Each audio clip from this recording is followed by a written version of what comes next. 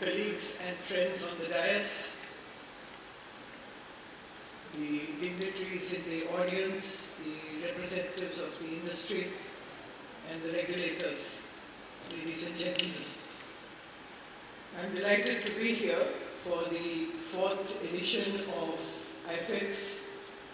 We've seen this event grow every year in size, in scope, and we believe that it's begun to represent to a great extent the depth of the Indian pharmaceutical sector.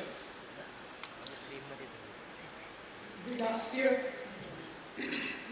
year has been a year that has been very hard on the global trade in general. As far as India is concerned, every month as the trade figures come in, the export figures come in, the news has not been happy. And this is a reflection of the global slowdown in trade as a whole. But in the midst of all this, the pharmaceutical sector is one sector that has seen continuous growth. And I think this, whatever we may economize on, whatever countries' budgets will be reduced, throughout the world populations are growing, throughout the world people are aging, the complexity of the disease profile continues to increase, and therefore our investment in healthcare and in pharmaceuticals is something that is bound to grow. So irrespective of global headwinds, irrespective of what happens to trade in general, what happens to the petroleum prices, pharmaceuticals, healthcare, these are budgets which countries rarely compromise. So Indian pharmaceutical exports have grown at about 9.5% last year, and this is against the global growth rate of around 3.5%. So India's share in the global healthcare sector, particularly in pharmaceuticals, is growing faster than the growth even in the world as a whole. But if we look at it, and this is to the pharmaceutical industry in India, the global market is more than $1,000 billion US. Our share is about $35 billion. As yet, we have 3%, not more, of the global manufacturing and production of formulations and generics and drugs. I think for a country that has the robust foundation that Sudhanshu talked about, for a country that has invested not just in manufacturing, but in the healthcare altogether, in terms of education, in terms of our regulatory practice, in terms of R&D, in terms of research, we need to look at a global share that is far higher than what we have got so far. We are growing, that's great. We are growing at close to 10%, that's great too. But I think that what we need to look at is what's my end goal? At least 10% of the global share. That should be where we are.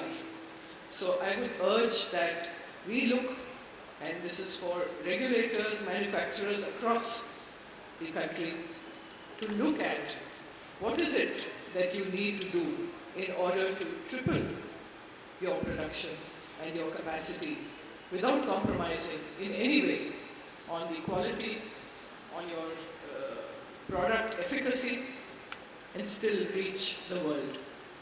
And the reason is very clear, that what India offers to the world in terms of pharmaceutical products, in terms of healthcare, is the highest quality. Our largest growth last year was in the United States market, a 33% growth rate in the United States. And that, perhaps, as nearly every regulator, every manufacturer will know, is perhaps the most challenging market in the world today. If we've seen that growth there, it's something that signifies that we do have that quality. So that depth in our system needs to be tapped adequately. The other aspect which I would like to urge the industry to look at is, while the growth in the generics and formulation space has been robust and has continued to be robust over the years, what has not been quite at that level has been the growth of our Ayurvedic medicines, of the bulk drugs, of our surgicals, of our herbal products. I think that these are also areas that we will need to focus. Most particularly, I would like to suggest that we need to focus very strongly on Ayurveda. Ayurveda is India's gift to the world. A holistic system of medical treatment that addresses diseases that are not addressed in modern medicine, which shows robust outcomes, and which now, with the work of the Indian Pharmacopoeia Commission, which is working not just on modern medicines, but also on developing the documentation necessary for the Ayurveda system. I think this is an area that we need to focus on to make these medicines acceptable and build the confidence of newer markets in these medicines. The other area I believe that we will need to put much more work on, and again this is something that we as an industry, as a government will need to focus, is on the APIs. While we do produce a substantive amount of bulk drugs, we have in some APIs an overwhelming dependence on other markets, on other countries. This does not behove a very large pharmaceutical manufacturer. And the government is fully committed to supporting API manufacturing in India. We expect to see strong interest. We expect to see you come with your issues, come with your problems, and it is the complete commitment of the government to support the cause of API manufacturing in the country.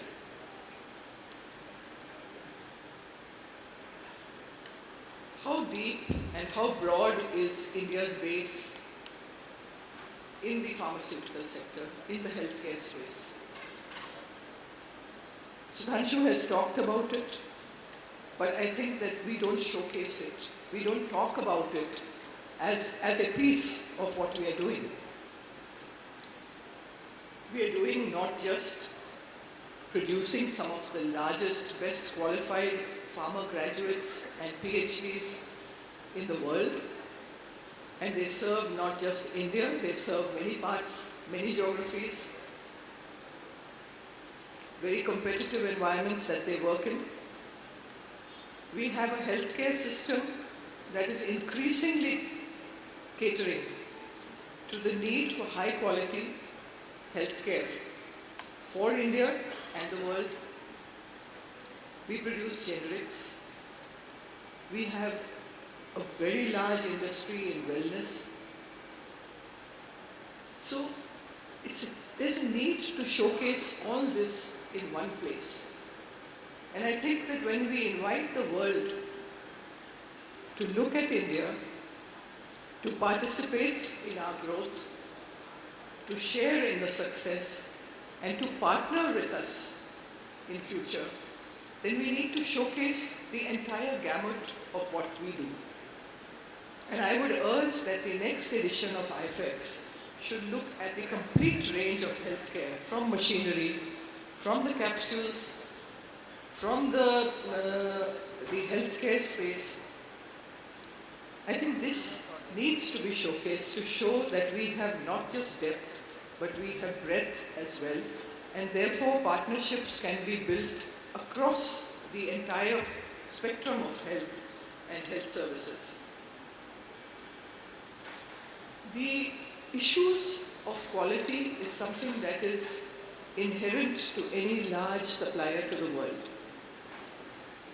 We have gone through a cycle where we dealt with a great deal of apprehension, a great deal of concern that a developing country could produce products that were suitable for the most developed markets. I believe we've crossed that hump. Our largest markets now are not just North America, it's also EU, it's Japan, but we also serve fellow developing countries in Africa, in Asia. And I think this is something that we have managed to do successfully. But the challenge is met only through a robust regulatory framework. And I must compliment the Drug Controller General of India, the state drug controllers, for the confidence and the strength that you have infused into the regulatory framework that has given the confidence to the world to come to India and to buy from India. I believe we cannot, and when we heard the drug regulator, in many sectors the regulator is a sort of policeman. The drug regulator is not like that. And the conversations that we have are on technical strengthening, on how to collaborate to improve, how to guide the industry to make their products better and more efficacious and also more acceptable across the world. And I think that this collaboration is what is key for our growth. And I would urge that the industry also recognizes that the collaboration with the regulator, working together,